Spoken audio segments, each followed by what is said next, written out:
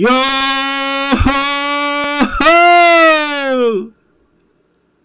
What's going on, boys?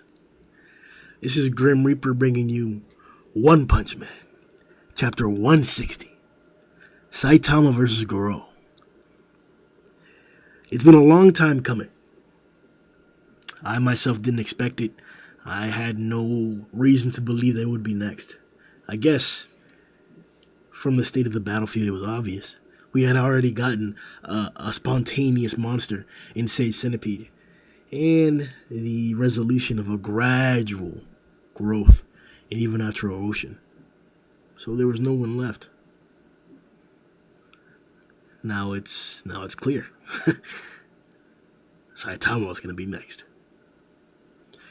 I've heard someone make a comment about, oh, maybe it's a fake out. I hope. What do I hope? Because what we're about to discuss today and what potentially and most likely will be happening in the next few chapters is greatness. What's going on, boys? How do you guys feel?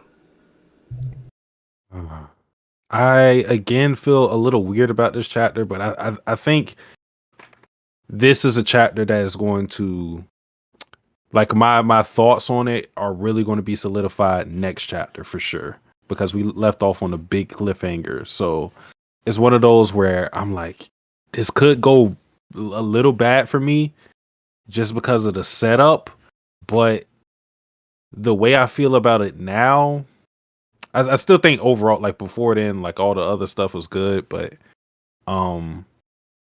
yeah, this chapter can go in either direction of being bad or good, depending on what happens next chapter. But I'm gonna have faith this time. I'm not gonna be, I'm not gonna be pessimistic. I'm a have faith in Murata and one. Yeah, I thought this chapter was pretty good. I enjoyed it. There were a couple things where I was like, hey, how'd this happen, man? Where'd you come from? And why are you looking like that? But other than that, the build up to like the ending moment, and then the 2 pages we get, I was like, yo, this is gonna happen.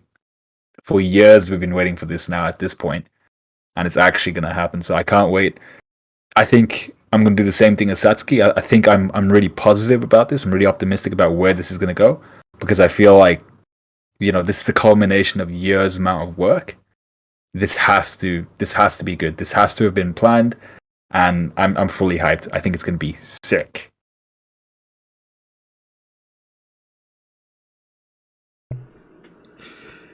So I haven't even decided whether we should just hop into the Garou versus Saitama discussion or actually go through the remains of the chapter. But let me just start off by saying that, like,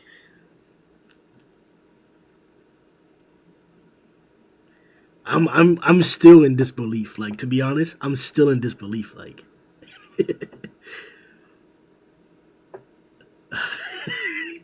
like Saitama was really about to fight Garou, bro. Like, I reread the instances, or the Boros fight.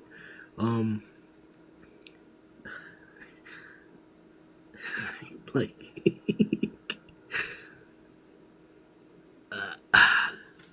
I honestly don't know what to say. Like, I really just want to sit back and watch. What's up? Are you buying it? Are you buying this happen next chapter? Hell yeah! With the way he landed, bro. Bro, did you see his eyes? Yo, when has K Baldy looked like that? Look at somebody like that. But I think like the tone of it could be perfect for a fake out. Yeah. The tone of it could be perfect for a fake out, especially the way it ended, where he's like, "Hey, what are you doing?"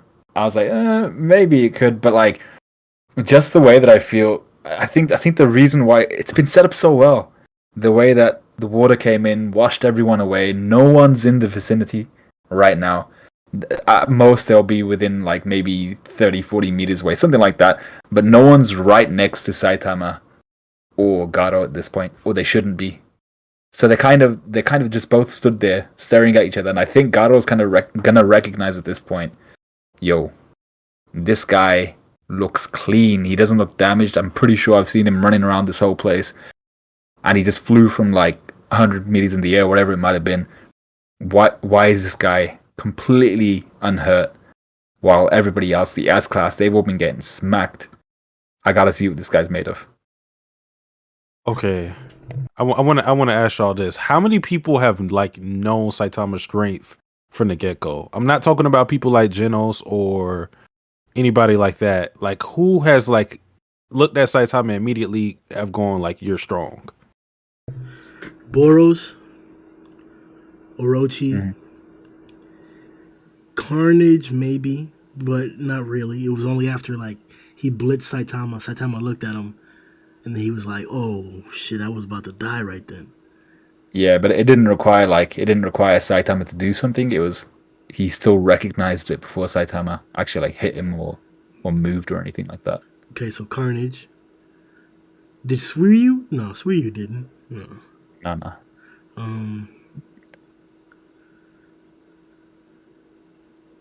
Did I can't remember. Did Goketsu? Did we see that?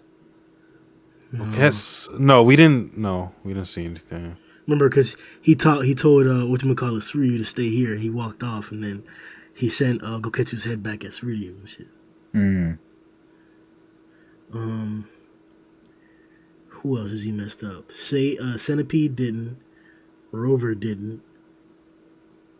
Well, he might have. He still attacked him though. He a thug, dude. And it was Orochi. Then after that, Yeah. God didn't. Not even God did, bruh. So yeah, like that. I think that like that's why I was trying to like confirm that, because from my memory, it was like only the upper echelon people who have seen Saitama. It was like, yo, Nope. yeah. I don't think there's a correlation there, bro. I don't think that. No. I'm not saying it's something based on strength, but I'm asking that question because I want to, for this fight to happen, at least to me, Garou has to acknowledge that he is strong. I don't think Garou's going to just fight a random B class person. That's the whole point I'm trying to get across. I feel like for this fight to happen, he has to acknowledge he's strong.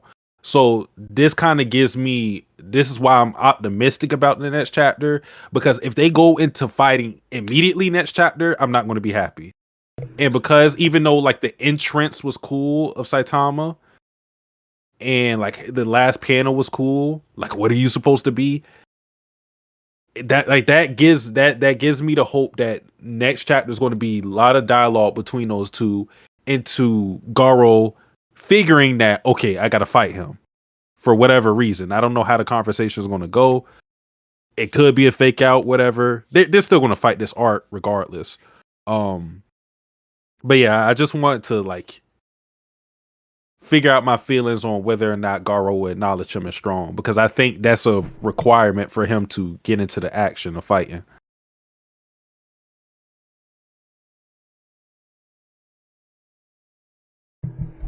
Yeah,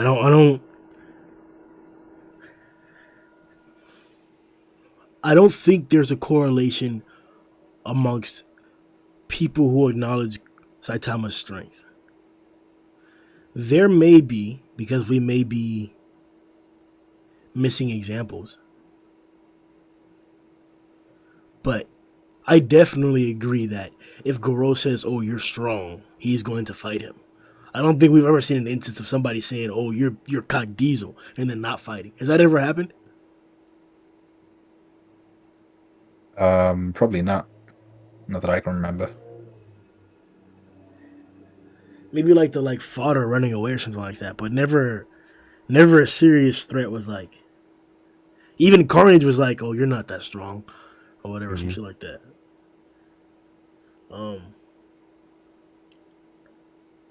But I looked back at it too. I was trying to see the dialogue between Saitama and Garou in previous instances. And once again, Saitama doesn't know who this is. And even worse, the part that I myself was trying to distinguish between is that does Saitama see him as human or not? We only have one instance of Saitama not killing a monster that wasn't human, or two instances: Rover and Monaco. So, what's the problem here? He killed somebody that was a humanoid like Boros. Sure, Boros may have emphasized that he was an alien, but and he had one eye. Never mind, he didn't look that human. Okay, he didn't look that human, but he looked, he was pretty human. Matter of fact, has Saitama killed human-looking monsters?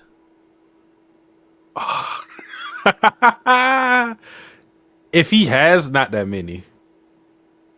If he has, not that many. Not that I can remember off the top of my head. Bro, does this nigga not kill things that look human, bro?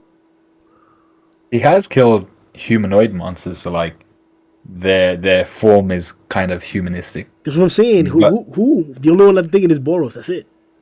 Well, Boros, there was that seaweed one who had like a that was like straight in the first few chapters. Combo Infinity. Yeah. That's humanoid to you, bro? I mean, the body was humanoid, the seaweed hair, maybe not so much. No, you're right. Yeah, okay. So like there have been examples and probably quite a few more than that. But in terms of Garou, I feel like there's gonna be something different there. He's gonna it's not just the fact that Garou is humanoid, it's the fact that I'm hoping Saitama can see half of his face is still human. Like he's gonna look at it and see there's a human eye and then there's a monster eye. He's gonna be like, hey, you alright over there, man? You need some vitamin D or something? You good? I think it has to be that. But to me, the line goes, if Garou is a monster, Saitama will kill him. If Garou is not a monster, Garou will continue to be in this storyline, which is what I would like. So, I think the line is different. I think the line is Garou gonna be a threat to other people? As in, if I leave him here as Saitama, is he gonna go and kill however many people? Or if I leave him here, will he be just kind of irrelevant to the rest of humanity? I think that would be his major concern. So if he let like Kombu Infinity go, he doesn't know how many people along its path he would have killed. So I think that's going to be Saitama's deciding factor for Garou. I know Saitama didn't directly do this, but he low key, not even low key, like indirectly, he got Beefcake's brother killed. Cause like he could have solved that situation without like doing what he did. He was looking at asshole for that. When he got him to swat his brother, that's kind of fucked up, Saitama. I ain't gonna cap.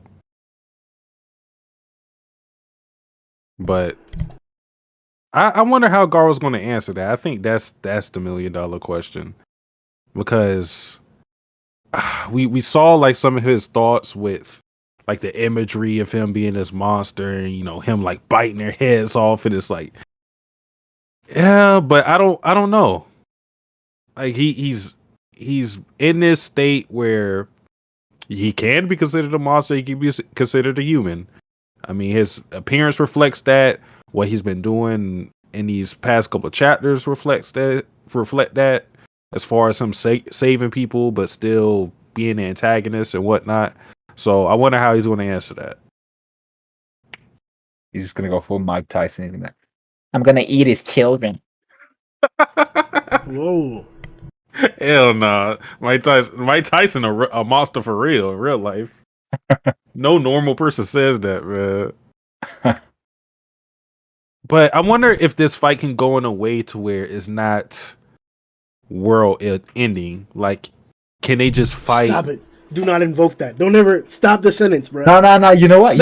Bro, you're about to somehow create a reality where this fight isn't super cognizable, bro. Or they just talk it out. Ain't no talking in this fight, man. I agree with Satsuki. That is not what I was saying. Nah, bro, he's about to conjure that shit up, bro. He's about to, bro. You don't know how quantum physics works, bro. You don't know how whatchamacallit, many worlds theory works, bro. When you beat your meat to the left, There's a world that's created where you be to me to the right. That In this is theory, not man. where I was going. That is not what I was about to Oh, say. okay, all right, What, but yeah. It better what, be I, Cognizo. what I was about to say is like we saw how Saitama was interested in martial arts, and it kind of goes back to that want to see it in its full capacity, and you could say like at this point, Garou would be the pinnacle of that art, and he would be able to see many different things that he wanted to see in the tournament. Like, could this? The point I'm trying to get across is like, could this fight be in like this tournament style to where it's like not necessarily a death match, but it's more so testing your might against somebody else. Because I think Garou could be so. I mean, like he didn't kill Bang, he didn't kill Bomb. In the same way we look at Saitama as someone who hasn't killed a human, same thing could be said about Garou. So I think this fight can go in a way to where it doesn't even really matter if he's a monster or a human. If they could frame it in a way of like this battle is not necessarily a death battle, but is me testing my might against yours, then it could still end in a way where Garou doesn't end up dead. Because he's the only one in question. We ain't questioning Saitama living.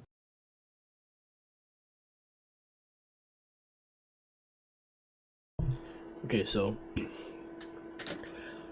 this is something that I want to say now because whether it's in 10 years, 5 years, whatever the case may be, this question will come up again.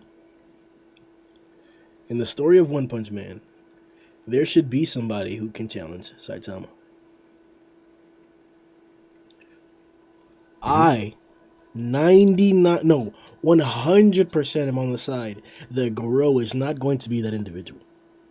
But he may be the first in a long line of many or few who will actually get a chance to do it and be impressive doing it. Maybe Boros was first, right? But he wasn't necessarily first because he was just describing I guess the vastness of Saitama's casuality, if that's a word, casualness.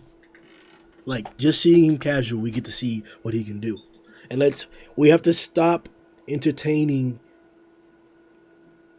the forced implication by people or the mainstream interpretation that Saitama has no limit. That's not what the story has said or shown at all whatsoever. Something or somebody can beat Saitama. We just have not found that person yet. That's the whole point of his character and his dilemma. That he's beaten everyone around him that was around his skill level. He's gotten too strong. So now all the threats that he encounters are not of his skill level. But we've seen him get punched. Boros punched him. Boros did send Saitama to the moon. The feat wasn't that Saitama didn't get sent to the moon. The feat was that he got kicked so hard that he smashed into the moon and ate that bit like a sandwich. Then jumped off and came back and was like, whoa, I made it, bro. Like, that was the feat. So let's stop. We have to stop pretending as if like, and I'm talking to myself as well because I have absolutely no belief, no inkling to believe that Garou's gonna touch Saitama whatsoever, bitch. Like he should get clapped in my eyes, bitch. Anything Garou does is gonna be that dang. It's just K Baldy we're talking about, but we can't pretend as if Boros didn't punch Saitama. We can't pretend as if the cover page didn't say, "Oh, he surprised him." We can't pretend as if Boros didn't send Saitama to the moon, bitch. To the moon, bitch. Like we out here buying Dogecoin, bitch. To the moon, bitch. To the moon. Sent his ass, bitch. So like,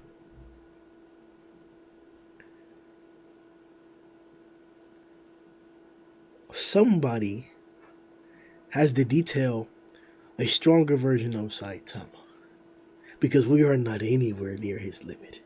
Anywhere near close to half, I believe. Nowhere near even close to half.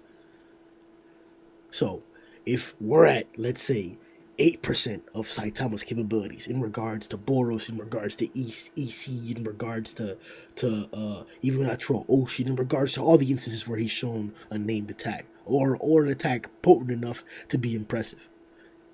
Let's say that's 8%. Can Garou show us 15, bit?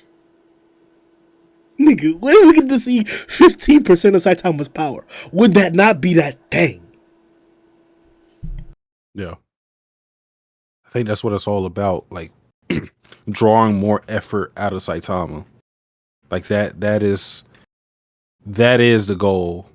Saitama is somebody who's going to get the benefit of the doubt in damn near every fight until the other person, like, you had to prove yourself to Saitama, not the other way around.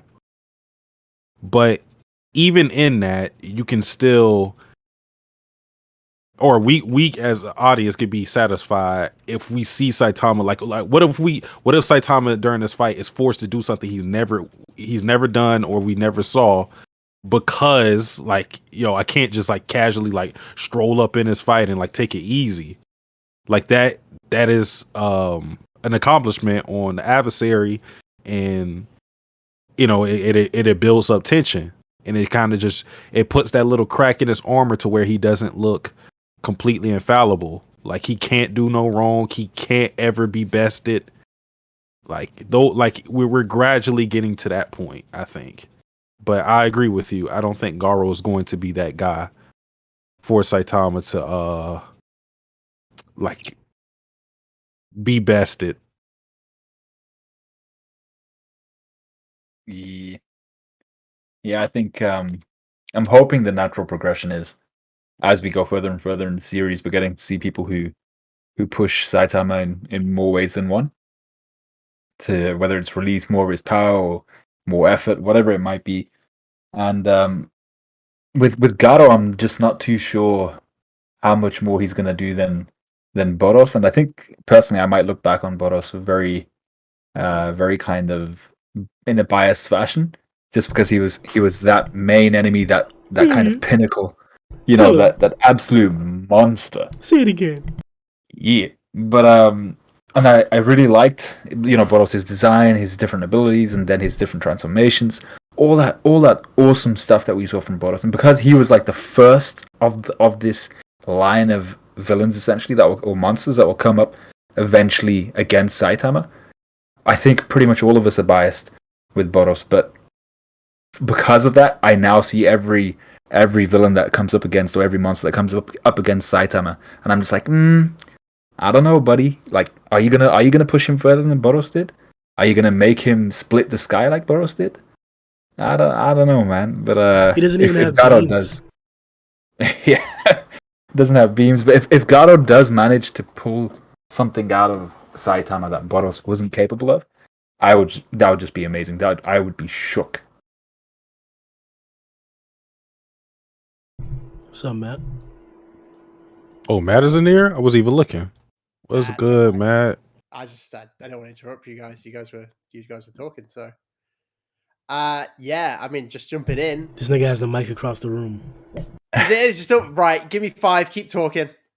I want to say this before Matt goes. I think I said this before, but I kind of appreciate how One Punch Man is written, and not that like we are progressively getting to like the opponents are getting stronger and stronger and stronger, and just that like Boros is like the exception, I think, in how Battle Shonen is usually written, because he's so strong, and it's like we still haven't met anybody who is a stronger opponent for Saitama.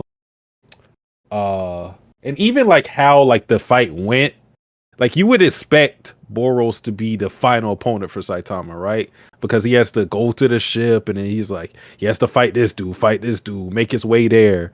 And who Boros was, like this alien that's looking for a fade and whatnot. But he ended up being one, not the first arc, but the first season. That was our opponent. And it's like, we didn't meet anybody who was stronger than Boros. Still, we don't know if Garou's there, but yeah.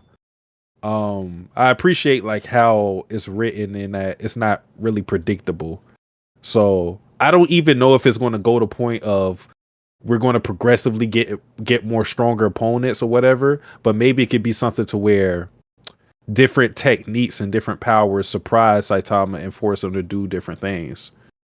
Because he's beaten a lot of different styles, espers, martial artists, people with weapons, like androids or whatever. But There's probably still more to come that could probably test him.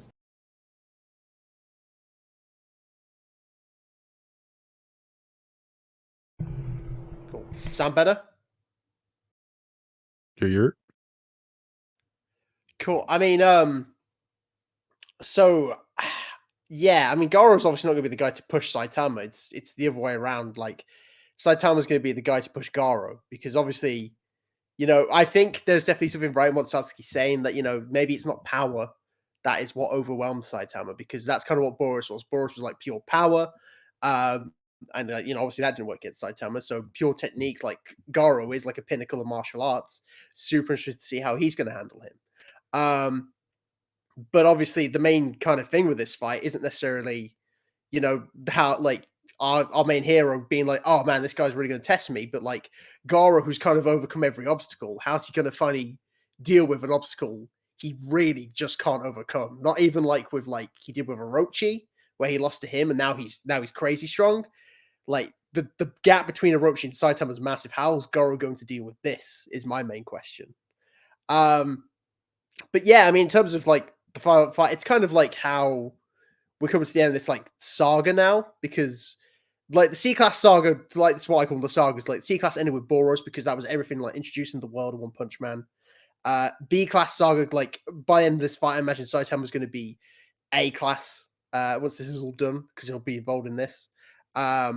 So really, that final fight, the fight that actually pushed Saitama, should be whenever he gets to S class, and that's going to be like the actual time where we've got to start seriously considering opponents for him. Bro, where did you find this standard of interpretation? This shit's spectacular, bro. Did you say the C class saga? My nigga, that shit sounds so raw. What happened in that? It's just what I call it because it's like because the C class saga is like everything that happened when Saitama was C class. It's literally like beginning. It's literally introducing us to the world, the story, like the characters. Ooh, man, just everything as an intro. That's what we call it. Okay, that's fine. Yeah, call it that. That's fine. I don't care. Was that creative borrowing there? It's socialism. hey!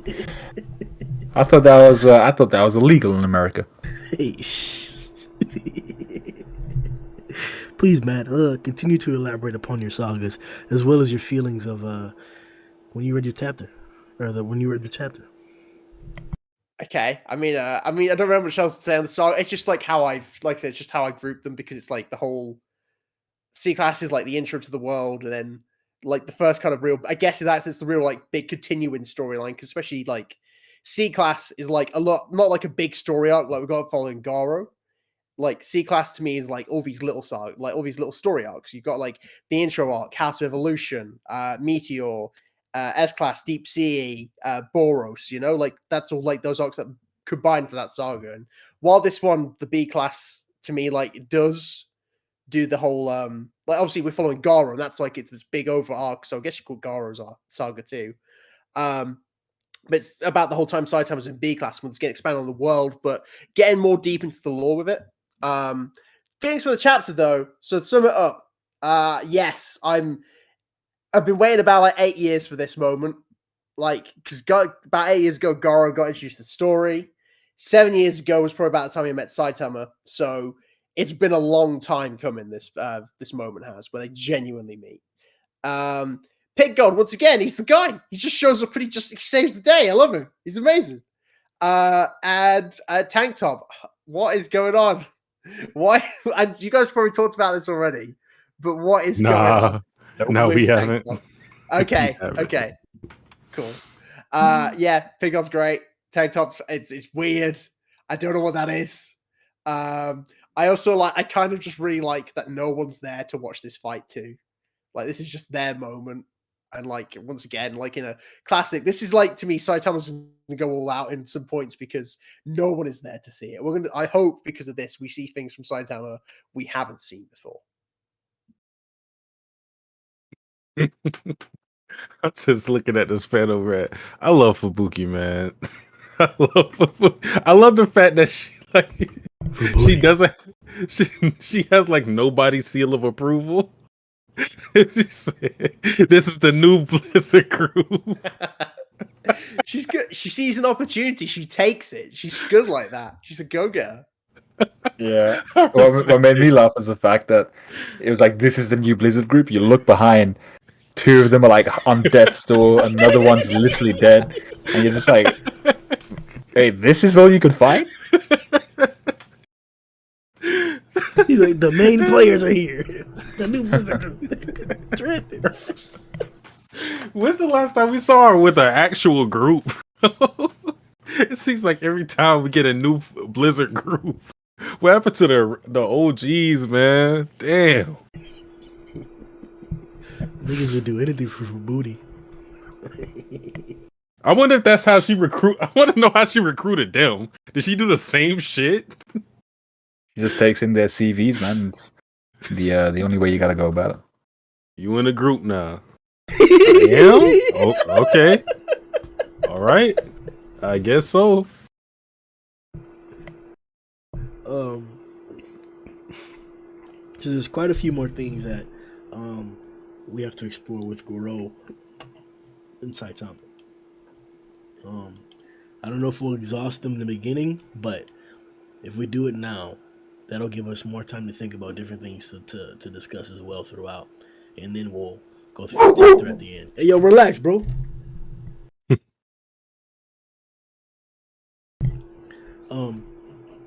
So,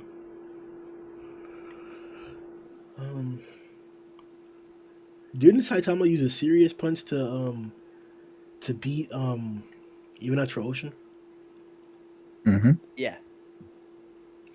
And I think Boros tanked consecutive serious punches, didn't he? No. I was about to say, it depends on your definition of tank. I mean, there's normal punches, there's serious Yeah. punches. Like, No, there's an attack. Well, maybe it's only anime only. I think wasn't it consecutive normal punches? it's consecutive normal punches. That's Yeah. what it is. Okay. Not serious, no. Okay, I was gonna say because. So Garou's tanking consecutive normal punches. I don't know about that, Jimmy. Like we really have to have this conversation now because we saw him take a Grand Ocean Cannon. Like any of the pretending people want to do about Sate Centipede's like little like, oh, I'm gonna punch you a bunch of times with all my hands, which is so cringe, bro. Disregard that if you'd like, but he still took a Grand Ocean Cannon, straight head on. Took a Grand Ocean Cannon. That's powerful. We saw what that did. So, what are we talking about here? What are we pretending about? Like Garou should have some big boy defense, some big boy durability. What can he take? He should be able to take more than Rover now, right? More than EC now, right? If you hit whatever Saitama hit EC with, can Garou tank that now?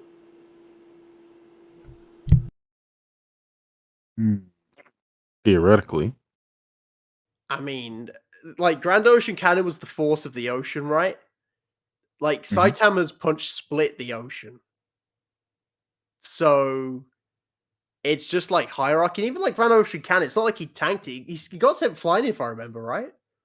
He got smacked, but he still got right back up and was, capable of fighting at all times. He was never out of commission. Garou has never been out of commission since he got to the surface. I mean, he's about to be there. I don't know what to say.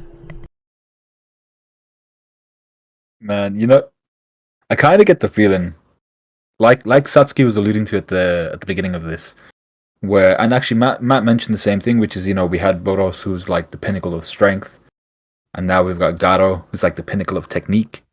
So what I'm kind of hoping for, rather than seeing Garou like tanking these hits, I'm hoping to see there be like almost like a come full circle for Saitama with this whole martial arts thing, because he went to the martial arts tournament, wasn't particularly impressed, and I'm hoping Garou is now that guy who will kind of be the first person to impress him with martial arts.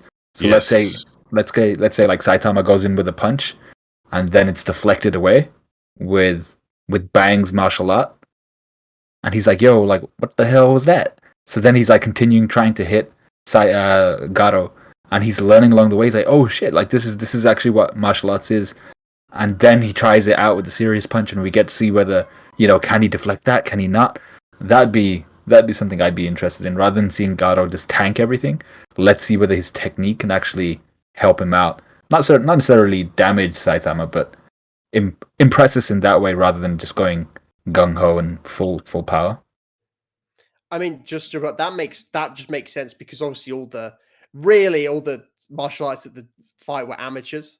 Comparison to like Garou, who's like we've seen hone his martial art over the course of the series. So it just that kind of take makes sense, definitely. Yeah, that's the point I was really trying to get across, like because he was up very like unimpressed and he was kind of like down on martial arts, but I think at one point or another he may see the pinnacle of like every fighting style that you can see. And maybe he'll be impressed with, whoever is the representative of the pinnacle. In this case, it's going to be Garou with martial arts. I think he may see it in Espers. Right now, the pinnacle is Tatsumaki, but she's out of commission, so you may not see it this arc. But like swordsmanship, like he's probably going to need to see the pinnacle of that. And maybe he'll see like the pinnacle of, I don't know, fucking androids or something. Yeah, I don't.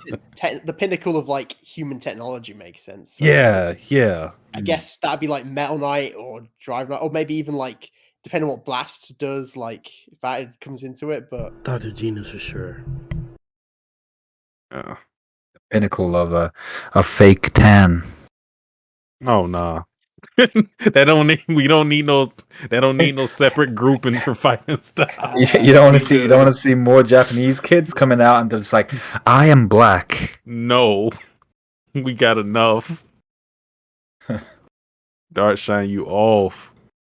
It was so badass. Like Gorou's like, oh yeah, what happened to the sea monster? And then boom! What happened to the sea monster came back. Like, Mate, like that landed. It's like I've never seen Saitama look like that at someone. It's like, okay. Fight. This is like the post-game super boss is here for Garou now. Yeah, you're right. The landing was just so cool because like he lands in his muscle form, like as if he's All Might. But he lands like super serious. Did you just say All Might? Yes. Fuck that son now. Is he not a fan? You're gay. He's not a fan. It's all good. He lands in his muscle form, and I'm just like, yo. Like Luffy. Oh yeah. Like. I was about to say it's 2 series you don't mention on the podcast. Y'all did it consecutively. I mean, Respect. I mean, Luffy do become like when he does gear second stance, bro. Yo, that shit do look hard, bro. But maybe how about Escanor? Muscly like Escanor.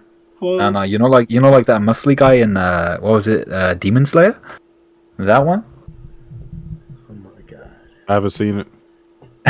You're so But yeah, so the fact that he lands in that muscly form and like you can see all the all the striations and stuff like that. And he's looking super serious. You're just like, man, he's in this to fight from the get-go, and I don't think we haven't gotten that much from Saitama. Like even when he was running around with Flashy, he was still in his like chibi form or his like half drawn form. This is the first time in a while I think we've seen him actually like fully kitted out, ready to go. I think, and the consecutive chapter will give more information on, and maybe I may be wrong, but if the sequence of events is how this chapter is leading, I think Saitama just jumped off the carrier. Like he flipped the carrier so that he could jump, or he flipped the carrier to protect those people, quote unquote. No, he flipped the carrier to jump at Garou. Why did he land behind Garou?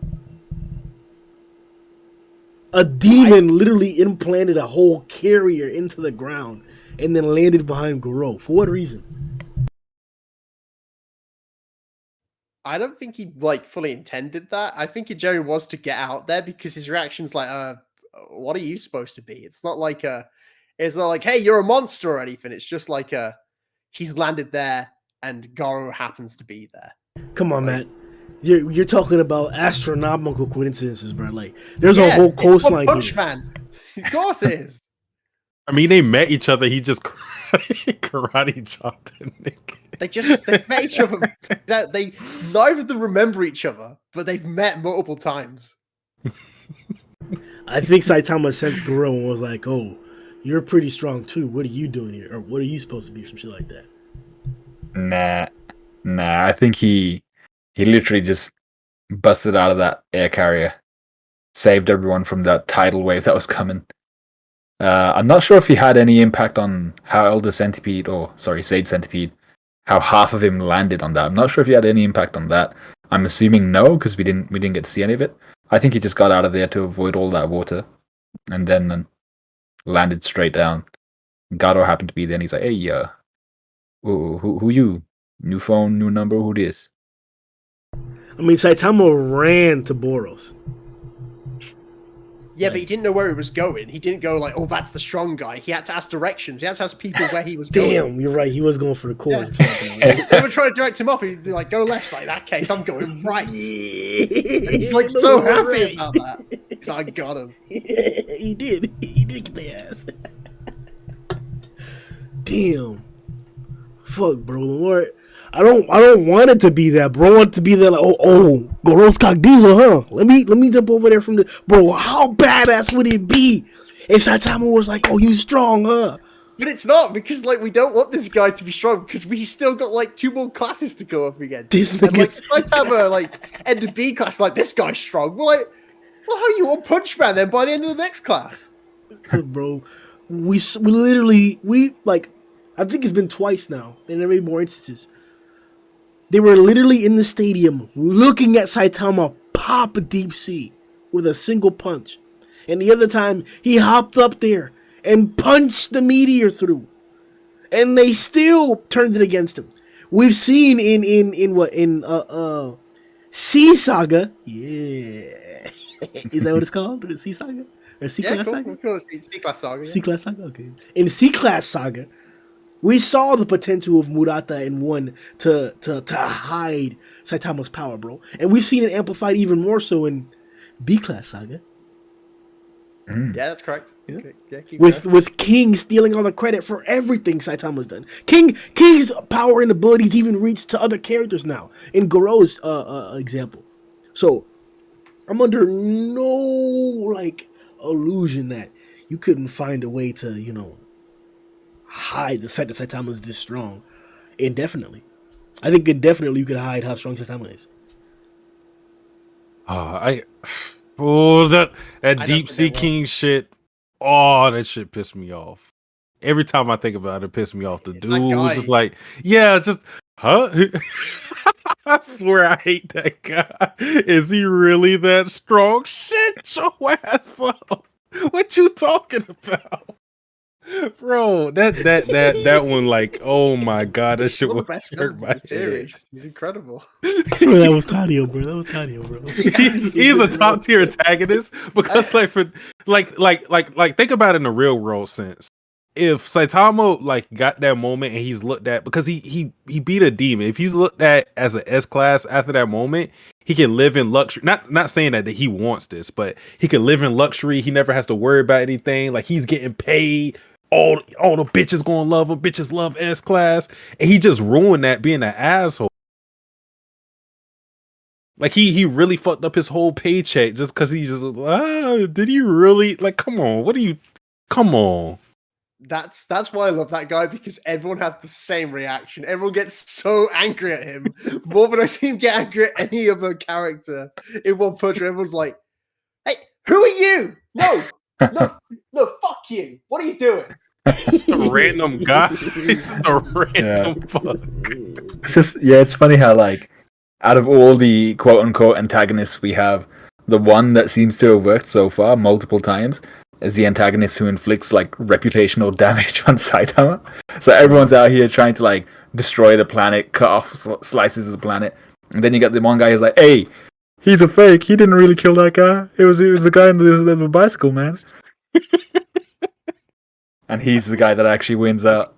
Mate, if he comes back into the story, He just pops up in Z City. he does, man. What if he's like, "Hey, we don't know who the next villain's gonna be." Oh my God, God gonna look at him. Your shit talking skills are exceptional. Oh my god. You want absolute power. Even I couldn't coax people into doing thinking like this way. What the fuck? Speaking of God, you guys saw all the signs this chapter, right? I mean, No, I didn't see any signs. mean the moon. I saw him a couple times. Yeah, there you go. If you guys open the chapter up or whatever, you point it out, you see what I'm talking about. But in the very first panel, because we read from right to left, you see the moon, and the cratered moon, and it's looking down from the shadowed eye at Sage's body. And then you have Mai saying, "What's going on here?" It's to me, it's clear what that's trying to imply. Like God's clearly observing this, observing the instance of that fight the entire time, and then we get it again. No, we don't. I thought we did back there whenever Garou was alone. Man, that panel when Garou was alone was just badass. But That's a beautiful panel. hell yeah. But yeah, well, so what are we thinking in that regards, right? So Garou or God is aware of Garou. Was he already aware of Garou because of the Sage dialogue? Or does this confirm that he's aware of Garou now? Is this even confirming that he's aware of Garou? Should we keep pretending that the moon isn't clearly God watching? Like what are your thoughts?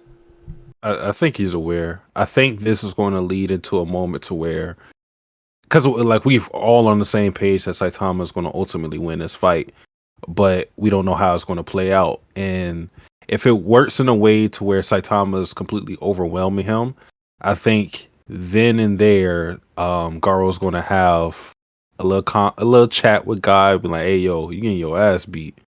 I can help you out, bro. You seen what I did for Roshi? You seen what I did for all these people, bro? Like, come on, sign this 360 deal with me. Now with Cash Money Records, I got you." But you think, but I actually think a good moment for Garou is if he rejects that power. I think that would be good for his character ultimately. Fuck Yeah, that, yeah. bro. Yeah, so if you rejected it, that'd be super cool. But it also brings up the question of whether Saitama is going to be that guy who somehow ends up in that dimension where God's speaking to Garou, and he's like, "Hey, why did no one invite me to this?" You know? There's like a God Saitama interaction in this. Yeah, yeah. Dude, like that's what I'm thinking. There's got to be like, imagine that God has like Saitama just open the door and walk into their conversation. He's like, "Hey, I didn't invite you, man." That'd be so cool. So just looking over the chapter, like, because the moon, just to be clear, it's hidden behind the clouds now, right? Yeah.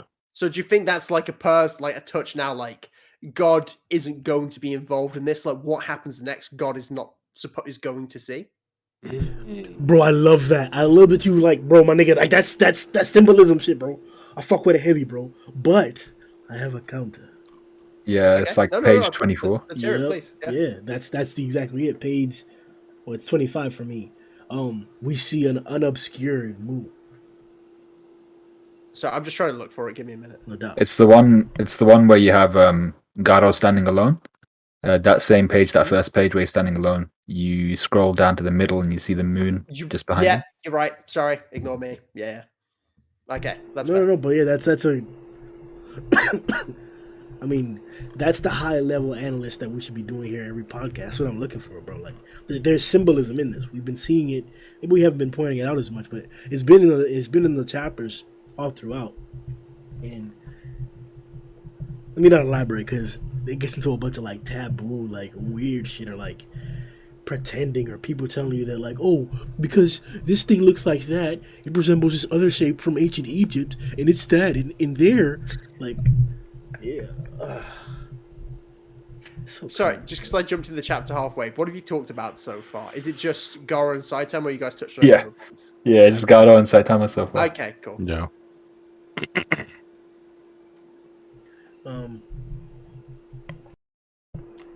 So you weren't here earlier, Matt, but I asked everybody, give topics of things to discuss in regards to Garou versus Saitama, because there are a plethora of things that can be discussed, and we're probably not going to get to them all, but I'd like to try and get to a lot of them. So, what are you guys thinking? What should we break down in regards to Garou and Saitama? is really what I was saying. Like, I want to know how this fight is going to pop off, because I don't think this cliffhanger is going to lead straight into a fight. So Garo's answer is going to be very important in that. And I don't, Matt, have you answered that? Like, what do you think Garo's going to say next as to the question, what are you supposed to be? No, I don't know what he's gonna say though. Like, the thing is, Garou could say whatever, and Saitama's just gonna come up with some stupid answer back. That's how it works. Like- I mean, I don't know. It could be anything. Like, this is something I'm really looking forward to. Not apart from the fight, just these two talking and kind of realizing who each other are. Because obviously, like, Saito's been looking for Garou for a while, just doesn't know who he is, and Garou just kind of knows about Saitama, but not really. So I think I want these moments where they're like, "Oh, it's you!" Like, "Oh, it's you!" You know. I don't know what Saitama's going to do, but it's got to do something to make Garou go, "Oh, I've got to fight you." Do you think the next thing we're going to see is Garou versus Saitama, or do you think we're going to get a cutaway to something else? I'd drop. Get ready to get ready. I would just say if it was like if it cuts like the Hero Association monitoring everything that's gone on. I'd drop. It's possible. It's possible. That's like your wife who was a virgin for all of her life and faithful to you. Right after the wedding, where y'all drive off to a ship, no, a yacht, a personal yacht for just y'all and the crew, and you're gonna smash her for the first time, and she wants you to get her pregnant in the first time, and you put it in and then pull out and then say you're gay. That's what that would be like. That's what that would be like. Is it? Your analogies are like great. You gotta speak in college. I mean, the word I was thinking of wasn't great. The word I was thinking of was something different. But They're long. Like, that's what they are.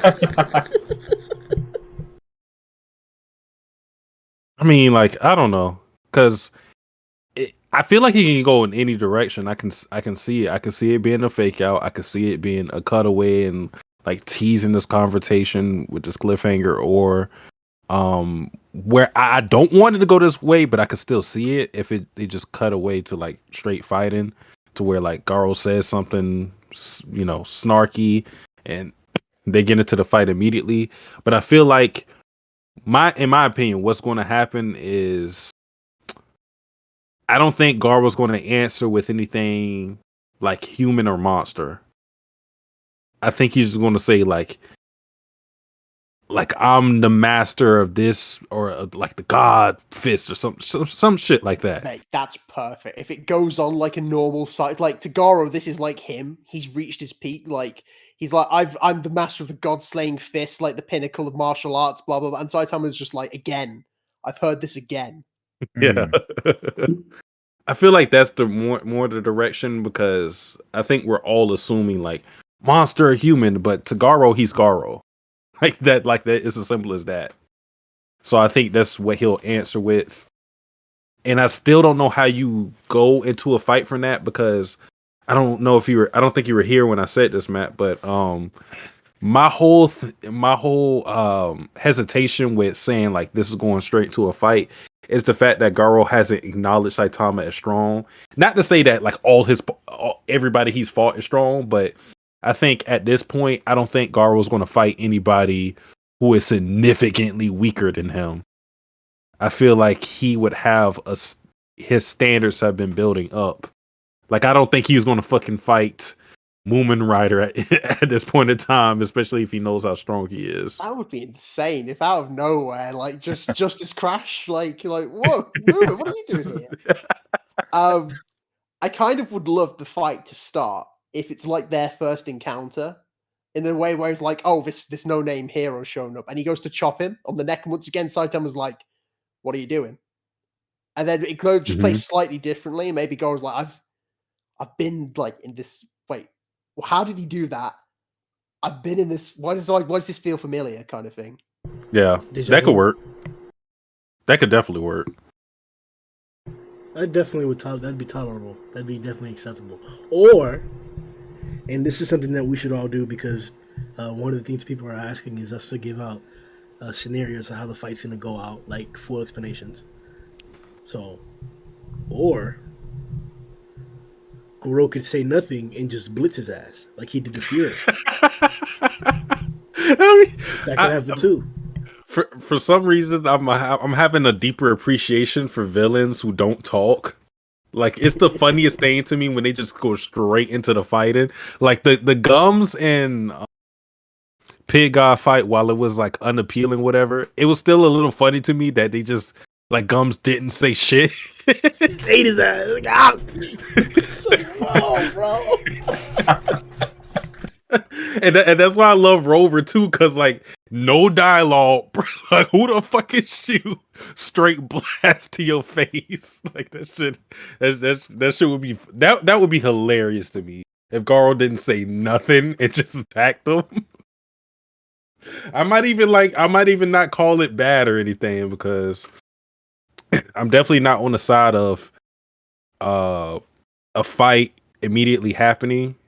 Like, I don't want that to happen, but if he doesn't say anything and he just throw hands, I'm gonna be laughing too much to even care.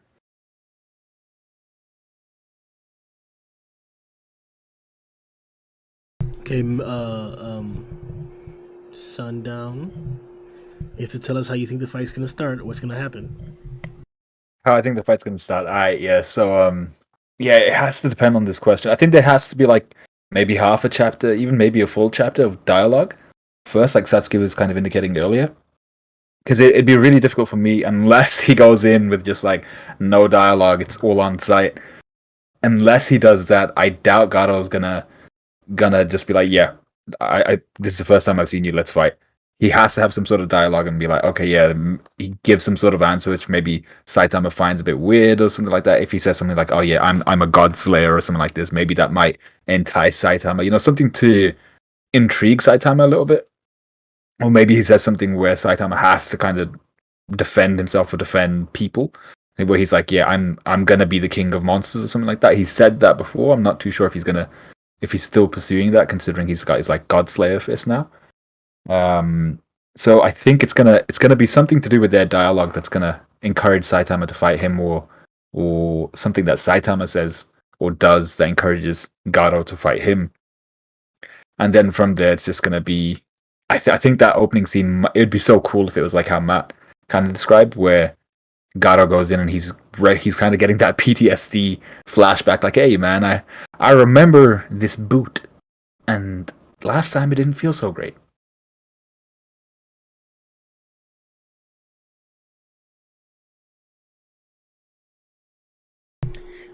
Or It could also just be like, this is something we've talked about for a while on the podcast, is about like the strong recognizing the strong. It could even just be like we've wondered like how he's going to recognize him as strong. Could Garou just be like, this guy's different, this guy's strong. I fought a lot of opponents. This guy's different to those guys. Yeah, he could be. See his cape and he's like, hey, this guy's wearing a cape. The only other guy got a cape is Blast. That's definitely probably the most probable one. But I'm just like, I can't like discard the desire to have like Garou acknowledge, hey, you're that guy who chased me or whatever, or hey, because he didn't see him whenever he was running at King. But I think the scenario where he chased after him after the diner, yeah, that was that, because he went to the diner after he left the Monster Association. After he left the Monster Association. Then Royal Ripper and Bud God saw him get knocked out by Saitama, because Saitama chased him from the diner because he didn't pay. So, so, What are you thinking? I think the implications of him recognizing his strength off bat are interesting, because it tells you a lot about how Garou has grown as a fighter. But I don't think I would want that, just because we've already gotten that with Orochi. Because Orochi, like off bat, he was like, "Yo," he was like, "Yo, hold on, who is you, dog?" He was like, "Hold on, man, I gotta get serious. Let me not even fuck around. Like, I already know what you on." You know what I'm saying? So I feel like they're gonna keep it in this way to where they're both mysteries to each other, and they had to feel each other out to like understand. Like, wait, yo, and like Matt said, it could be something to where they get deja vu and they realize who they are. I think that would be more entertaining than just Garou just recognizing his strength off rip. I think that'd just be a really funny moment potentially if he's like, "You must be Saitama." He's like, "You must be the mugger." He tried to rob me. That's still a funny man. Trying to rob me. I mean, I don't want to accept it, but I probably do, and we probably do have to brace for like the infusion of humor within this fight to an extent. Like, it won't all be serious.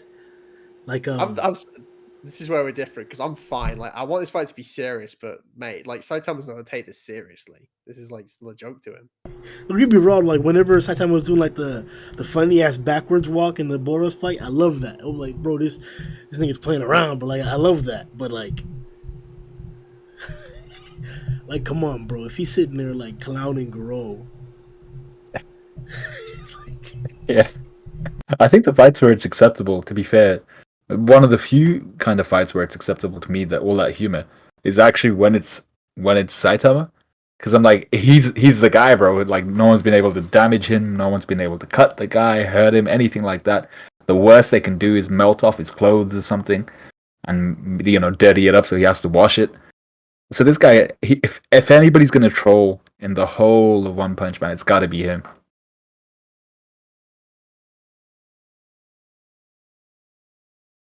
I feel it. all right. So, we'll come back to detailing the whole fight, but there's some more things we should talk about in this regard before we go on to talking about the rest of the chapter. So I was thinking, still in the whole mindset of like how they're gonna react to each other. Has Bang ever told, or does Saitama know of Bang's disciple situation? Like, not necessarily that like Garou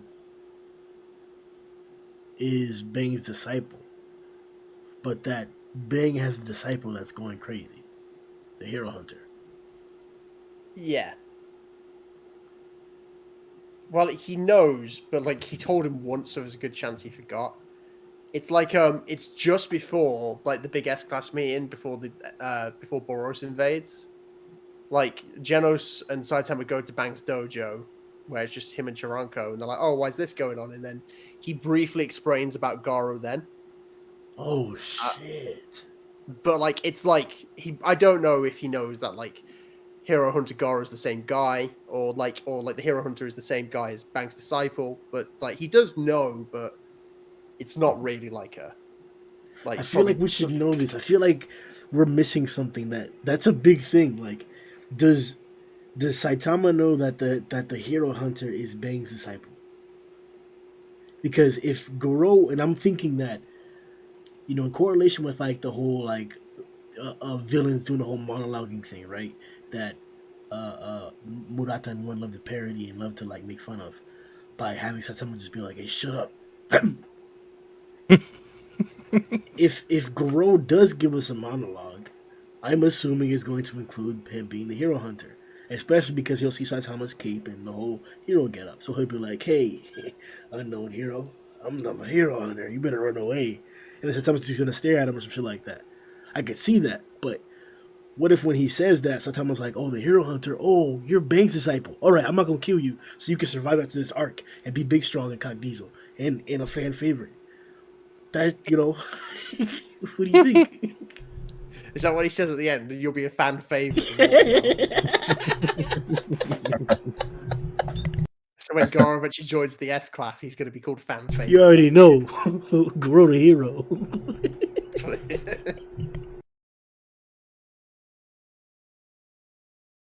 So we can't confirm that if Saitama knows that the hero hunter is Bang's disciple. I can't because my memory is shit. Damn. I can confirm he's heard the information. I cannot confirm he remembers the information. Yeah. I think that's the main issue. He's not gonna remember the information. I don't think. And then it's all the fact that Garou looks considerably different now to any other time before. I don't think he's gonna put kind of one and one together. True.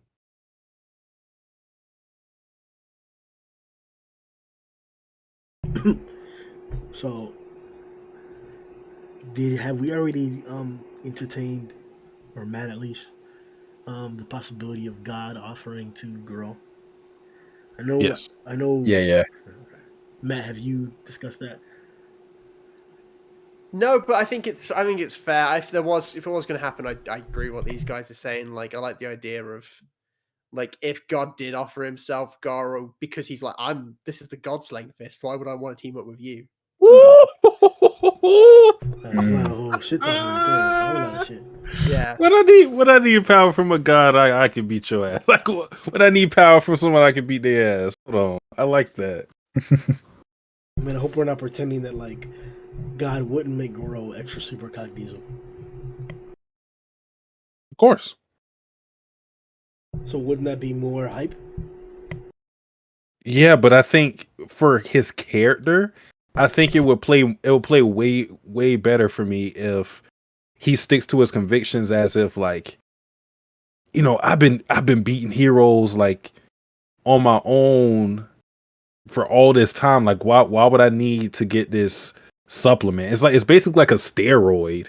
Like why would I need all that when I've been adapting and figuring out ways to beat these heroes on my own? I like that way better than him just saying, He'd probably say something like, I've been through hell and back already on my own. Now I'm out of here. God wants to help me. Like, no, get out of here.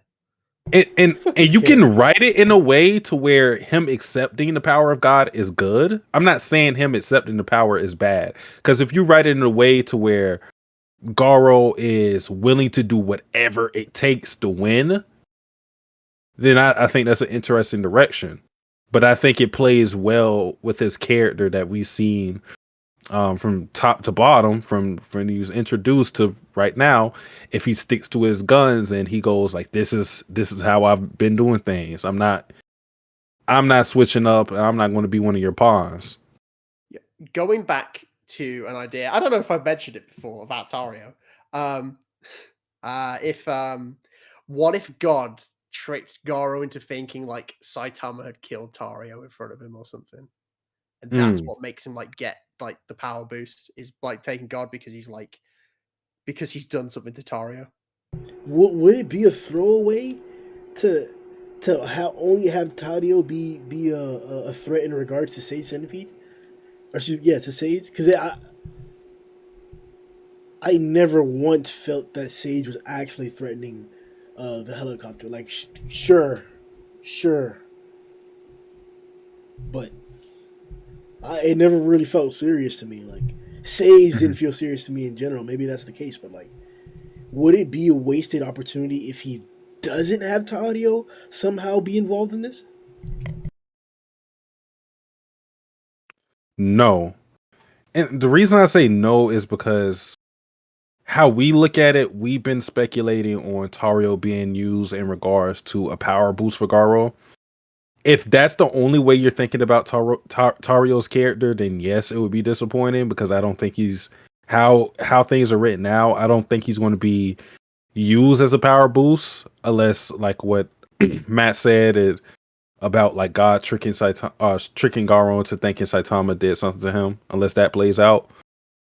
But if you're just thinking about it in the longevity of the story of, regardless of whatever happens, Tario is Garou's tied to his humanity, no matter how far he strays off in his fights and how he looks and how much he devolves into this monstrous creature. Like, his relationship with Tario will always bring him back into being a human. I think that gives validity to his character. Yeah, I agree with that. I would also be okay if there's a moment where Garou starts to like fully monster out in this fight, and Toro's like Mr. Garou, it's me, and that kind of brings him back down. Mm. Yeah, I wouldn't say it would necessarily be a wasted opportunity if Tadio isn't used to like propel Garo. Like God coming in and be like, he just dashes Tadio on the ground. He's like, oh my god, he did it! It was the bull guy. I don't think I'd be too sad if something like that didn't happen. I do think what Matt said, something like that could happen where maybe Garo's putting in a really big shift and he's going through an even more monsterification, and Tadio just suddenly pops up. He's like, hey, don't do that. And then he stops. Yeah, I do see kind of there being that emotional pull maybe to stop Garo from going too far and crossing that line. But yeah, maybe not a wasted opportunity though.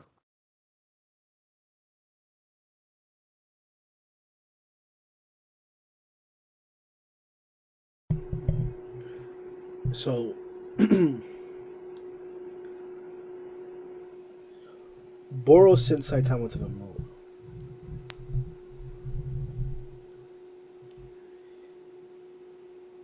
I personally hold that as the greatest feat in the series. What does Garou have to do to top that? And on top of that, or first before that, what is the greatest feat in the series to you?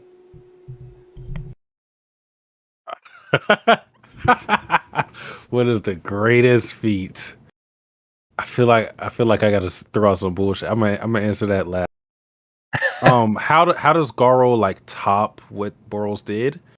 I think what Sundown said is a big possibility in that maybe he doesn't just overwhelm him, but he uses his technique to at least surprise Saitama, in that he just deflects his punches. Like that would be something that's like, this doesn't necessarily mean he's stronger than Saitama, but it works in both ways, in that it makes the fight more interesting, and it makes Saitama think like, yo, damn, you can do this with martial arts? Like shit, I can't brute force my way into this shit. I gotta kind of think a little.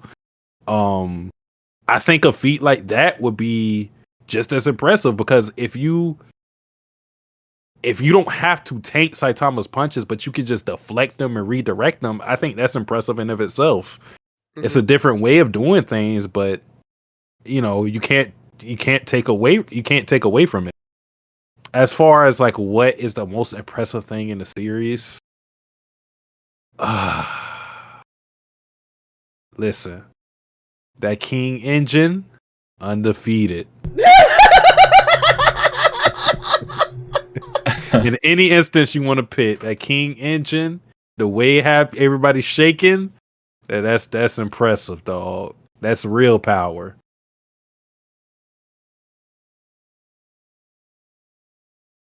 I can't dispute that. If he doesn't react to the King engine, he's like, yo, I'm doing something right now. I'd be like, yo, ooh, this guy kind of cold. But yeah, I suppose the way he could impress me is like, yeah, if his martial arts actually manages to surprise Saitama in some way, whether it's a deflection, whether it's something else, he would surprise everyone on the planet if he actually managed to damage Saitama in some way. I really doubt that's going to happen. If he did, I'd be going crazy. What else? I really doubt he's going to do some sort of like, in terms of what do we think of the greatest feats? Probably kicking to the moon, probably the earth cutter from Sairochi. I'm not sure if there was anything really much more than that. I mean, we had the collapsing star roaring cannon. Yeah, we had the collapsing star roaring cannon and the kind of sky splitter from Saitama. But even that is like, I think there's a big difference between the collapsing star roaring cannon, kicking to the moon, and the earth cutter. Those three are probably the biggest ones. So if Garo managed to do something on that level, I'd be a little bit concerned about how, he's firing beams now. He's kicking people to Venus. Stop! But yeah, I'd be get Grim excited. You just say kick him to name anywhere, and then he's like, oh. Like he gets Bro, like we talking the solar system? We leaving the solar system soon, bro? Are we going next, dude? Where's next? That's going to be the measure of every villain. Which planet can they knock Saitama to next? He's going to get to Mars faster than Elon Musk. that villain at the end of the A-Class stuff. Like he kicked him to the next planet Earth, alternate dimension. It's crazy. Oh shit! Oh my god. He rips through dimensions. He goes through into Blast's dimension. Imagine that. Mate, he kicked it into Mob Psycho.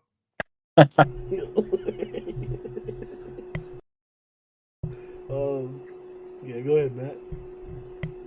Yeah, same as these guys. I don't think there's a way he's gonna overpower him. If it's the technique. I think just having like a simple panel of maybe the punch missing because Garou maybe goes back to his roots or something, and he's like water flowing, rock crushing in a very similar way to like Tank Top and Dark Shine, not Tank Top, Dark Shine and Bang, where it's like, hey, I can hurt him, but he can hit me. So if there was just a simple moment like that, I think everyone would be freaking out over that. I would.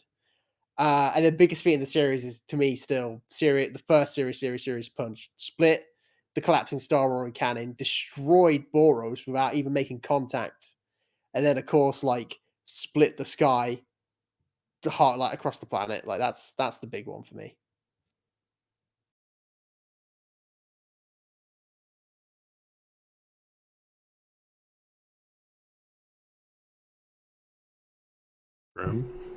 Yeah, okay. All right. Told y'all guys, you gotta help me out here, bro. We're supposed to be like the Garou versus Saitama section has way more content than we've talked about here, bro. Way more. I'm just one guy. So I'm just from like, what else can we talk about? What else is here? To be fair, we talked about it at we've talked about it for the entire podcast. I think let's move on to the the tank top stuff, maybe even some of the Amai stuff. The new Fubuki group. Let's go on to these bad boys. Booty group. Ooh. I actually had fun with Sweet Bass in this chapter. Like the whole thing of looking at Monica and immediately going, a fucking monster? Who let you in here, dog? Yeah, this thing is... Jesus, bro. Like, no fucking... Like, it was like no fucking... Like... No, like running up. It was just like immediately, like he saw her. It's like, all right, die. Yeah, it's how quickly, and like I'm just looking at Amai like, bro, you got no shame, man. You just got you got ripped into. You're walking around with no pants on, and now you're gonna go after the first monster you see, which is like this little testicle sized thing. I'm just like, bro, come on, man. You ain't got no shame. You just got beat by the ugliest looking thing on the planet. And now you're coming after Monaco. Come on, man. Monaco slapping the shit out of Flash is funny. Yeah, too. Bro. Bro, the funny thing is, bro, I know there's an edit out there where she's smacking his booty cheeks too, bro. Oh, if it's not, somebody gotta make that. Yo, the dialogue was just heavy dying, bro. Is it trying to assassinate Flashy in his sleep? It's my time to say Monaco, though. Oh, that was like so crazy, bro. Like, yo, wouldn't that be crazy if Saitama threw a whole carrier to protect Monaco, bro? Like, good on him, man. I mean, also shout out to him, Mike. Keep it like holding Metal Bat's hand during like the title wave, keeping him safe, like good friends do, you know. Good friends. Respect, but yeah. Respect. We spent like literally, or probably all of the last podcast speculating on a theory that Fubuki was gonna heal and revive all of the S-Class for a final stance up against Garou. And we got a fat beefed up tank top. What the fuck? Powered up, man. What are your thoughts? Bro, it just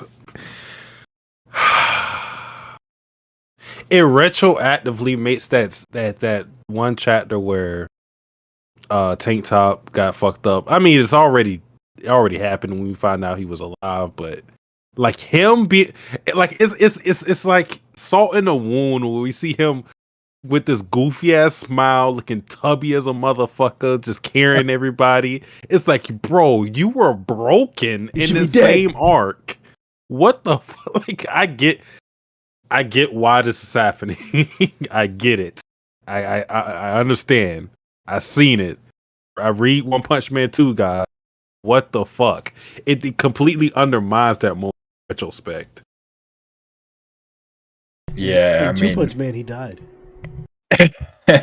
when I saw the Tubby, at first I was like, wait, is that really Tank Top Master? Is it somebody else? Is it like another Tank Top that we're gonna be like made aware of, like Tank Top Tubby? I don't know. But when I saw him, I was like, all right, cool. Like, I don't understand why he's back and why he's like, he looks so invigorated. Surely Fubuki couldn't have done this. Like, why is he? Has the guy been unmasked, Gainer? What the hell's going on here? So I'm still not sure how and why he's back. But I was saying at the beginning of the podcast, I'm loving the fact that half of these guys are literally either unconscious, half their body parts are missing, or you have Nichirin, who half his body is literally missing. So I'm not sure if like why he's being carried. Is that more of a respect thing? Is he part of this new Blizzard group? When I saw Nichirin, it's like new Blizzard group. I was like, wait, what? Guy's missing half his body. Is he going to be brought back? Bro, like I don't know, my guy. Oh my god, bro. Like you oh my god. Atomic would have had such a strong storyline if he lost all of the Sword Saints in this fight, bro. It would have been spectacular. But now he still has some of it. He lost some allies. But now Nichirin's back, like, come on, bro. For what? I'm hoping it's more of a, because his Spring Mustachio is his disciple, right? So I'm hoping it's more of a respect thing, like, I'm gonna bury my what remains of my master. But it's just the way that they roll up, and it's like the main players have arrived, the new Blizzard group, and I'm just like, oh, his spine's hanging out. Nah, bro, she's trying to heal him, bro. It's like,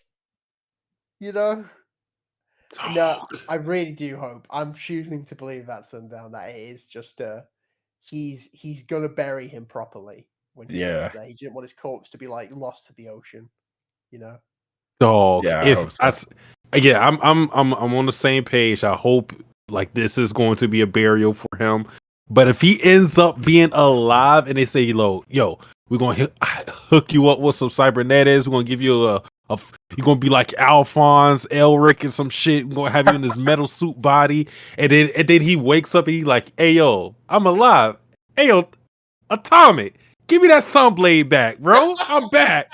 If he say that, I'm out. That's funny, bro. That's funny, bro. I am out. He's gonna tell it now, bro. Like, you don't even need the cybernetics. Fubuki's right there. Let's get Fubuki Tank Top. Get on Nichirin. Get him back up. Oh, get him his legs back. Bro, I'm gonna be so pissed. We pissed if Flashy gets his blade back too. Oh man, because that. It's just there's a number of ways this could go if Nichirin is alive, all of which I don't like, because we've already seen from the perspective of Genos. So long as like his brain is good, because I don't even think he has his original heart at this point. So long as Nichirin's brain is okay, does that mean someone like Dr. Kuseno can just rebuild him in like a cyborg fashion? Bro. And I'm just like, you know what? I'd really appreciate it if the guy just kind of died at this point. Mate, if he's Demon Cyborg 2.0. Bro. Imagine that. A samurai, bro. Bro! We need it! No, we don't need it. We need it. We don't need it like that. The if you're just talking about conceptually, fine, but not in this situation, dog. Because we already undermine Tate Top's quote unquote death. If we do it with Nichirin too, because it's like the whole thing was like him passing on the Sunblade to Atomic, like that too. No, hell nah. I can't. Nah, I couldn't respect it. Listen though, like I can't even say that because I don't even believe in myself, bro. Go ahead, Doug. Damn. No, like it would be a cool concept to have a samurai that's like, has the brain of a samurai, but like now they transcend human capabilities with cybernetics and technology. That would be interesting. But like I say, it's an interesting concept, but do not do it, Nichirin. Keep that motherfucker dead, please. Like, no. Has anybody died? Ever? No. Yeah, the black brother. What's his name? Amahara and Zambai are both dead. They're definitely Yeah. dead. We saw his skeleton. That's right, that's right. Yeah, they're definitely dead. Apart from that, has anyone else like actually died? No, because Jet Nice Guy died at one point, and then he came back, which kind of got rid of Death, and now Death's back again because of those two. Just Okay. having Nichirin survive this kind of just it'll open Pandora's box to where it's like I can't believe a death until a person is completely fucking eviscerated or something. And even then, like, because we saw what happened with Sweet Mask, and like nobody bought it. Like that's the funny part, like nobody bought it. Like I was up here like, yeah, he's not dead. I don't believe it. So like if you do that, then I can't believe any death until you like crush their head or something. I guess that's what it would take for me to go like, oh yeah, he's probably dead. But then shit, look what happened to Orochi. God. Yeah, the last thing I'd want is for it to become kind of like, the whole One Piece meme. Yes, I said One Piece. The whole One Piece meme where it's like, unless there's an Oda box or unless there's a narration box where it's like, this character is now dead. Unless it says that, you can never actually say whether they're dead, or unless you see like a dead body with the head removed from the body. Well, even that recently has been a bit booky. But so it's I don't want it to get to that situation where it's like you have to be told by the narrator that actually this character is now fully 100% dead, erased from the story. I don't want it to get to that point in One Punch Man. If someone's been absolutely completely demolished like Nichirin, I'm like, yeah, we can kind of assume. I'm hoping we're correct in saying, yeah, he's pretty dead.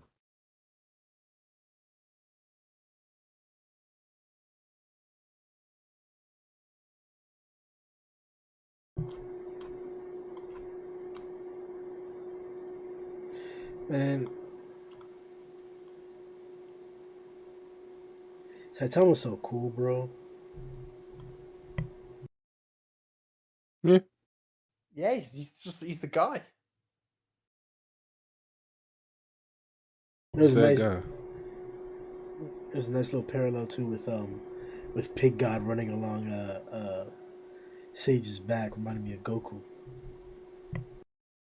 Oh, the Oh yeah, Snake I'm like Way. Snake Way. Yeah. Mate, Pig God is the Goku of One Punch Man. She might be. He eat like Goku for sure. Yes, sir. Once again, he's coming clutch. Everyone's in trouble. Who saves the day? It's one of the like funny or like grotesque or cringe like attack or techniques that I'm like super okay with. Like no problem with at all. Because it's just he's done it before. He used it in so many different ways. It's the signature of Pig God. Like yes, he is gonna swallow you to protect you. No homo. My guy said no homo. Um, Oh, Big God was hauling ass, low key. Hold on. Mate, he's got exactly that's what I mean. He's got everything. He's got the speed too. God damn, he was Flashy hauling who? ass. God. Yeah. See, I'm still confused why. Did it ever explain why he was in his skinny form? yes, he was weakened. They said it. That's what I'm thinking, or it seems to be, unless I can be corrected, that like I guess his metabolism runs so fast or so hard that like he has to be eating that much in order to not get into that like skinny state because he said he was weakened. So this is how strong and how fast and how powerful Pig God is normally, and he's just dealing with being overweight. But he has to be. But I've I've just made like a connection in my head, and this could be completely wrong because they might be on different parts of the map. But the fact that Pig God became skinny and Tank Top Master became tubby, I feel like there's some connection there rather than just Fubuki resuscitating Tank Top Master. I feel like there You has think to be Tank Top sucked the pig god? You gay! What? What? You what? You gay! I don't even know what you just said. You implied that Tank Top sucked up pig god. No. No. I don't think that's what he said. I don't think that's what he said. What? That's what he said, bro. That's what he said, bro. He's like, No, Tank this is Top's going- big and fat. Pig No, God's this is going skinny. He sucked it out of him. This is going into Grimm's backstory territory, man. We don't need that. But yeah, I do think because the whole point behind Pig God was like, yeah, I've got this secret technique which nobody knows about. I might use it at this point. And I'm thinking, well, Tank Top Master just came out and he's suddenly gained a whole bunch of mass. So is there something that Pig God can do where he can kind of give his energy or give his life force to other people and like recover them like with Tank Top Master, or are we going to solely say that was A, the Tank Top, B, Fubuki? How do you think he gave it to him? Did he have to suck it out of him? Hey man, if it's for power, hold on now. You If it's for power. Hey, look, it's not gay if it's for power, man. The only time it's kind of gay and not right is if it's pooty. Yeah. So if God came to homeless, how he did, but he was like, I can give you power. You just gotta suck me real quick. Yeah, man, it's like the whole question that they'd be like, would you suck dick for $1 million? Whoa. I mean, it's on the table. Give me 2 days to think about it. Yo. That's a yes from Tatsuki, bro. Yo, it's a no from me. It ain't happening, man. $1 million is a lot of money. It's a lot of money. You already heard it here first. You heard it here first, kids. Shit, if you give me that power, if you give me that power, that's an investment. I can make more than $1 million. Satsuki with the high profile investments. Just a You know big what time I'm saying? risk. Nobody Yo. ain't gotta know. That's between me and God. Whoa. Hey. No, he gonna tell, nah. bro. He gonna tell. No amount of money, no amount of money is worth my dignity. See, you thinking like Garou, I'm thinking like a Orochi. Oh, shit, get him. Orochi did be Garou. Yeah, this Garoto. Oof. Yeah, so I guess Garou is definitely above Orochi. No question about that now, huh? Or is it still a toss up? It's like, okay. The way I look at it, it's like it's more of a formality of him passing Orochi. I think he's going to be above him, but or he already is above him, but it's just that he has to prove something in this fight to like just solidify it, in my eyes at least. Because there's always going to be doubts from the fandom or whatever. I mean, there's still people still speculate on, you know, what would Goketsu like? Shut up.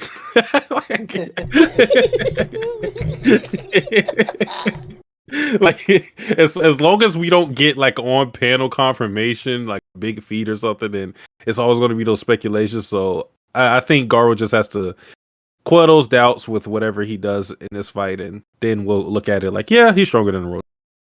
But shit, it was so blasphemous for me to say Tatsumaki is probably on par with Orochi when this arc was in its early stages, because it was like, what, really? Like Orochi? Like, because he's looked at as almost like this final villain, but Tatsumaki was also, in my opinion, an unproven commodity, and Garou is more proven, but we don't know where his ceiling lies, so that's the issue.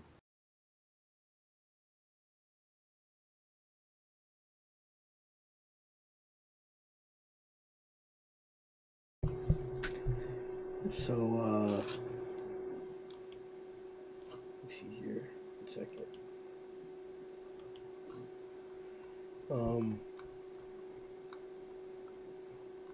So are you guys disappointed that the heroes are done? Or was it a good act? Like, how do you feel about this if the heroes are possibly or plausibly now out of the action indefinitely now? Was it a good performance? Was it lacking? Did you want to see more from people? Did somebody impress you a lot? Answer these series of questions, please. Mm. As far as like me being disappointed on whether or not they're here, I think the big fight is between Saitama and Garou. I think nobody will. So I'm not disappointed that they're not involved in this because, like, as far as how this fight is going, the only interruption I wanted, not even interruption, but the only thing I wanted as far as the heroes being involved is maybe a fight to prep for this Saitama fight. But this is the main course for sure. I'm definitely not disappointed that the other heroes aren't involved in this. But it kind of makes me wonder what they're going to do in all of this. They one of Murata could do this thing to where like they're fighting so fast, and we see it on panel for maybe like how many ever chapters, and they're fighting so fast that it doesn't really mean anything to the other heroes. I don't know if he would do that. He could do that, but the heroes being where they are kind of makes me think like something's going to happen with Psycho. So there still could be more for them later. But as far as the main course of Saitama versus Garou, not disappointed. Happy they're uninvolved in all of this, and I believe that they will be involved later with Psychos because she's the other main antagonist. This arc hasn't been fully dealt with. Yeah, I think for the most part, I'm kind of happy with what the heroes have done and where they are right now. I mean, are there little bits and pieces I would have liked to have seen changed? I mean, the whole Phoenix Man stuff. Yeah, that I want this the first time, man. That was the best time. What was that thing? Yeah, and oh man, he was just so cool that first time. I mean, Penguin Man. Yeah. Stop. I know Matt's a fan. Yeah. I can't say anything about that. But yeah, I would have preferred that the first time round. But everything else, I think I've more or less been happy with. I'm not too sure if I'm too happy with the way Amai has kind of just been. He hasn't really. He was placed in this arc to not really do too much, besides fighting. I think that vine head monster maybe. But other than that, we didn't really get to see too much of him besides the fact that he was scared of like Fear Ugly and these like fugly monsters, and I'm just like, okay, yeah, that's cool, but I would have liked to have seen more. But in regards to where they are right now, the fact that they're all out of commission, basically, I'm happy with that because we were waiting for that build up to this final fight, and that's where we are right now. So I'm happy that we just get to see those two kind of solo individually against each other, rather than everyone kind of weighing in on that.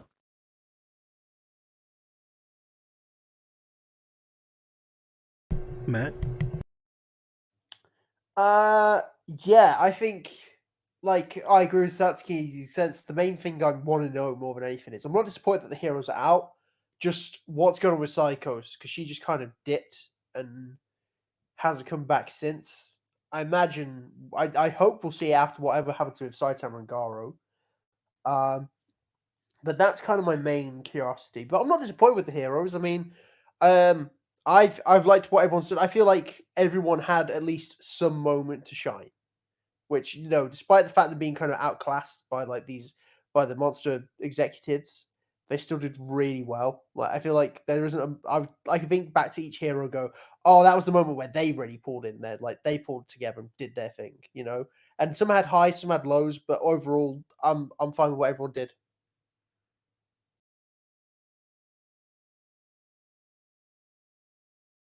Kishipu.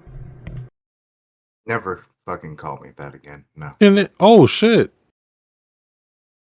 I I'm get always- off at like 4:30, and traffic is a bitch. I'm always surprised because I don't have the thing on Discord. I don't know if you guys still have it, but the little notification sound that pops up when somebody joins, I turn that shit off. So I don't know if anybody's in here. I'm looking at the chat. Yeah, I only saw it because I have OBS up. So I'm eating spaghetti. I was eating. Hey, Keisha, I was eating spaghetti before the podcast, man. We Sweet cousins cheese. now. Yep. Great minds think alike, I guess. But yeah, my thoughts basically somewhat falling in line with everyone to kind of sum it up. Yes, certain parts could have been better. You know, the redraws definitely slogged on way longer than they should have.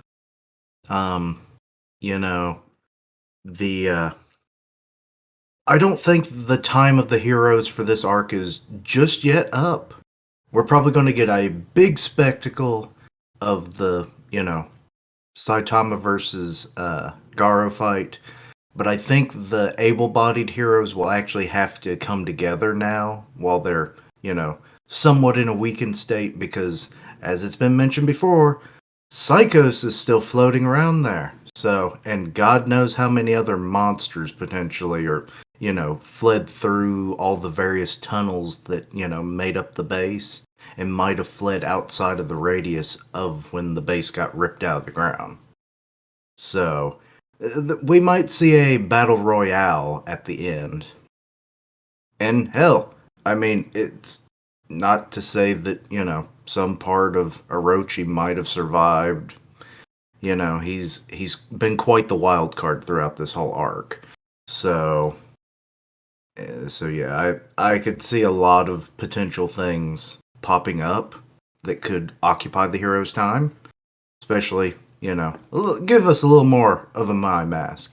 Like, he has been kind of put to the side more so when he was like, I'm the leader of this operation.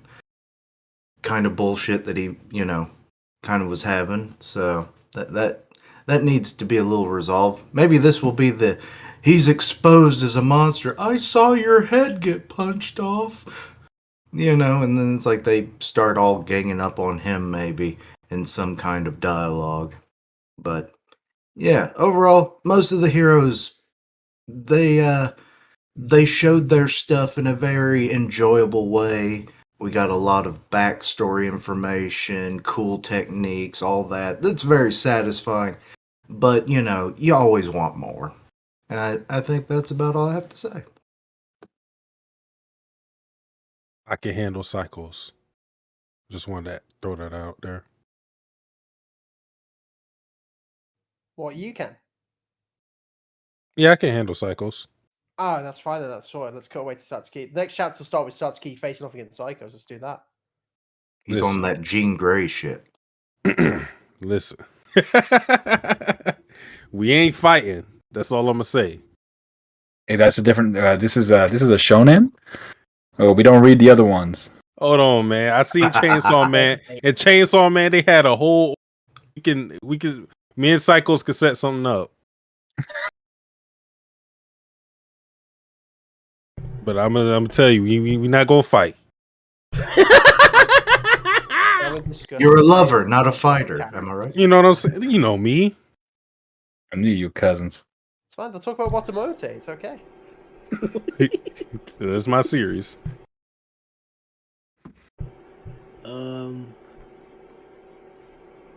I think that's everything. Oh, Keishan. Yes. Detail how you think the whole fight's gonna go, like from beginning to middle to the end of the fight, dialogue and all. Go.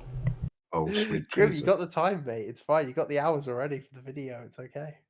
Okay, basically it's going to be like this. It's going to be kind of gaggy in the beginning just so that they can kind of get each other's bearings, on what the other is capable of. So you're going to have stupid repetitive dialogue of like, yay, I finally get someone I might be able to fight. I've heard a lot about this guy. Garou's just going to be like, who the fuck is this dude? You know, and it's just going to be that every time they, you know, clash and whatnot, and it's like, huh, I might actually have to go a little harder in this fight. And it just kind of keeps crescendoing to this point of where we got like the speedster interaction a few chapters ago. We're probably going to see some of that. We're probably going to see a lot of fucking debris thrown around, because I definitely see that being a possibility. I mean, there's plenty of it already, but more will be made. Expecting some cool techniques from Garou, you know, now that he's mastered his, I always forget, something killer fist. But, and then Saitama, of course, gonna probably pull out some of the serious series. So, yeah, as for dialogue, who can ever predict this series? They say some of the weirdest off-the-wall shit sometimes. So I ain't even gonna try. But yeah, and I'm still leaning towards that Garou eventually like escapes, because I do want him to become an ally of sorts.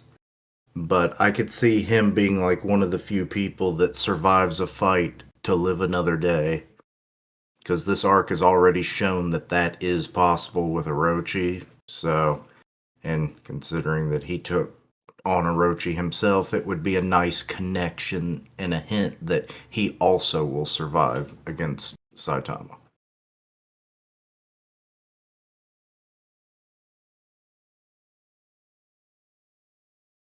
Or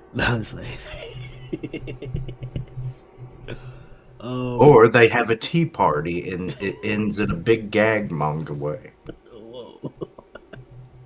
But the twist is, dun dun dun, the tea was blood all along.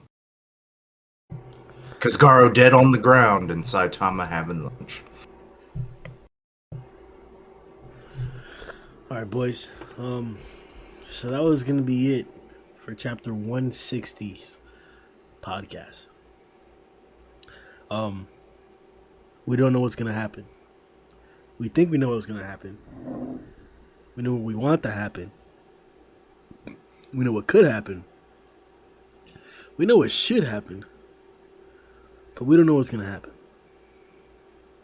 So like the video, subscribe, so that when it happens, you can be here to talk about it with us.